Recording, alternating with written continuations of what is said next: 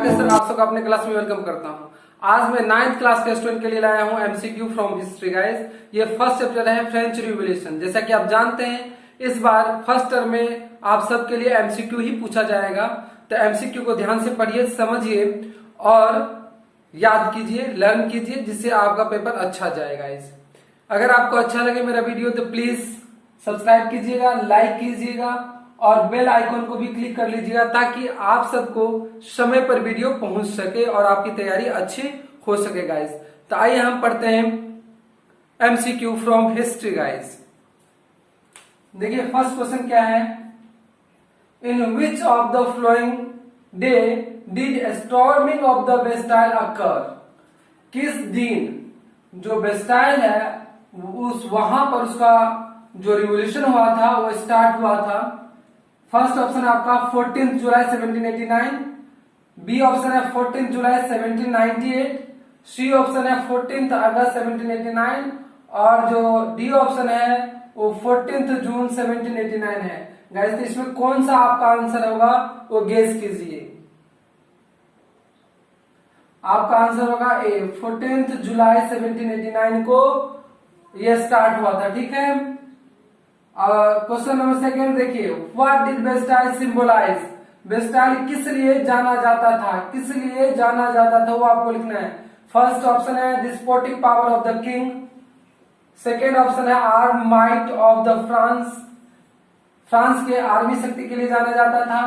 Despotic power of the king यानी king का जो डिस्पोटिक पावर था उसके लिए जाना जाता था, यानी अत्याचार की जो शक्ति थी उसके लिए जाना जाता था, या इसमें से कोई नहीं।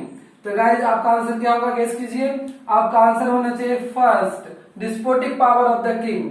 किंग जो है यहीं से अपना शासन करता था, यानी यहीं से जो था वो पूरा जो फ्रांस था उसको ऑर्गेनाइज करता था और अपने सैनिकों को यही से आदेश देता था।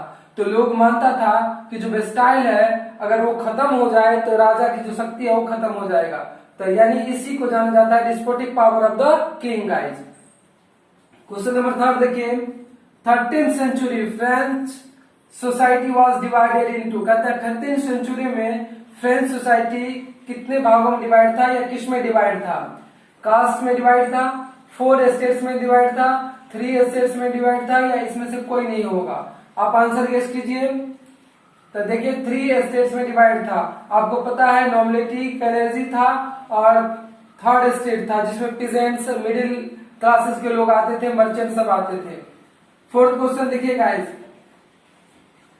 विच of the flowing constituted the privileged classes. इसमें से कौन ऐसे क्लास है जिनको प्रिविलेजेस प्राप्त था। First clergy and peasants, peasants and nobility, clergy and nobility, या इसमें से कोई नहीं गाइस। इसमें से कौन होगा आप ऑप्शन गेस कीजिए। आपका आंसर होना चाहिए सी। सी जो है आपका आंसर है। क्लेर्जी एंड नोबिलिटी इन दोनों को जो था बहुत सारी प्रिविलेजेस यानी सुविधाएं प्राप्त थी।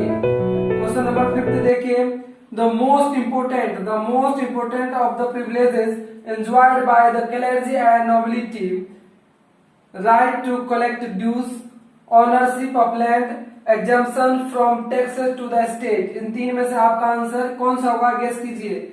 उनको बहुत सारे जो ड्यूज के राइट थे वो प्राप्त थे, या ओनरशिप ऑफ लैंड वो प्राप्त थे, या exemption from taxes to the state ये था।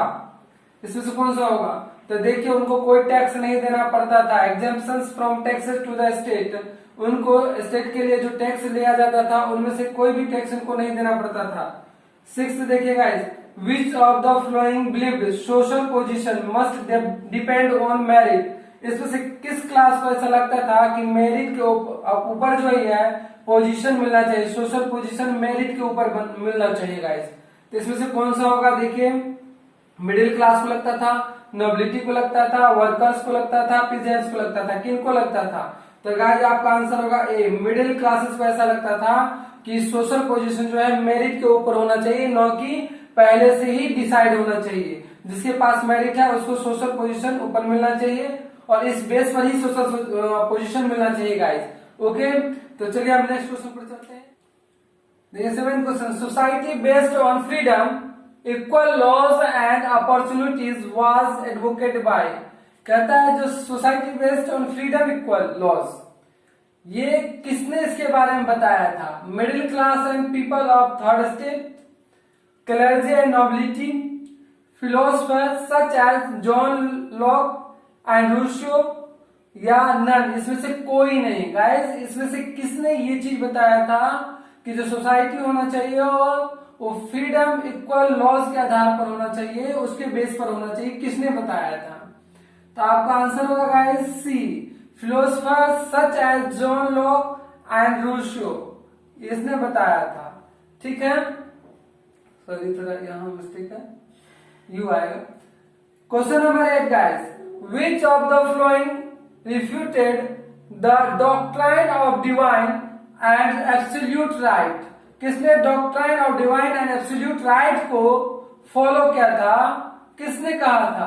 जॉन लॉक ने, रूसो ने, मोंटेस्क्यू ने, वोल्टेयर ने? किसने कहा था गाइस? बताइए किसने कहा था? जॉन लॉक ने कहा था गाइस। आपका आंसर होगा जॉन लॉक। 9th क्वेश्चन देखिए guys, who advocated government based on social contract? किसने सोशल कॉन्ट्रैक्ट के बेस पर गवर्नमेंट बनना चाहिए ऐसा कहा था? किसने कहा था? डार्विन ने, स्पेंसर ने, रूसो ने, मोंटेस्क्यू ने? इसमें से किसने कहा था? गेस कीजिए आंसर। आपका आंसर होगा सी, रूसो ने। ठीक है, 10th क्वेश्चन देखिए, division of power with in the government was put forth in, division of power, इसके आधार पर किसने कहा था कि शासन होना चाहिए? सोशल कॉन्ट्रैक्ट में कहा गया है, the spirit of the laws में कहा गया है, टू ट्रीटीज ऑफ गवर्नमेंट में, या डी ऑप्शन है ली मोंटियर यूनिवर्सल, इसमें कहा गया? किस बुक में कहा गया गाइस? तो देखिए, the government was put forth in, जो डिवीजन ऑफ पावर है वो जो एक्सप्लेन किया गया है वो किया गया है बी ऑप्शन में, the spirit of the laws, the spirit of the laws, ये ऑप्शन सही हुआ। इसमें बताया गया है जो डिवीजन ऑफ पावर के आधार पर ही गवर्नमेंट बनना चाहिए। ठीक है, और the spirit of the laws इसमें बताया गया गाइस। तो आइए नेक्स्ट क्वेश्चन हम चलते हैं। 11th क्वेश्चन देखिए, who was the king of France at the time of the revolution? जब फ्रांस में रिवॉल्यूशन हुआ था तो उस समय किंग कौन था? लुइस 14, बी ऑप्शन है लुइस 16, सी ऑप्शन है लुइस 17 और डी ऑप्शन है निकोलस सेकेंड। तो इसमें से सही आंसर आप गेस कीजिए। तो आपका सही आंसर होगा लुइस 16। लुइस 16 उस समय राजा था। 12th क्वेश्चन देखिए, political body of France, France का पॉलिटिकल बॉडी क्या है? ड्यूमा है, रिच स्टेट है, या स्टेट जनरल है? ये 3 ऑप्शन में से आपको एक चूज करना है। आप गेस कीजिए कौन सा ऑप्शन आपका सही होगा। तो आपका ऑप्शन सही होगा सी, स्टेट जनरल।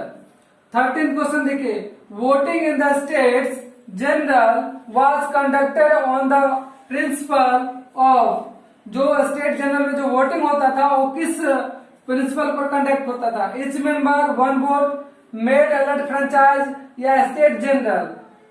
इसमें से कौन सा आंसर आपका सही होगा, गेस कीजिए।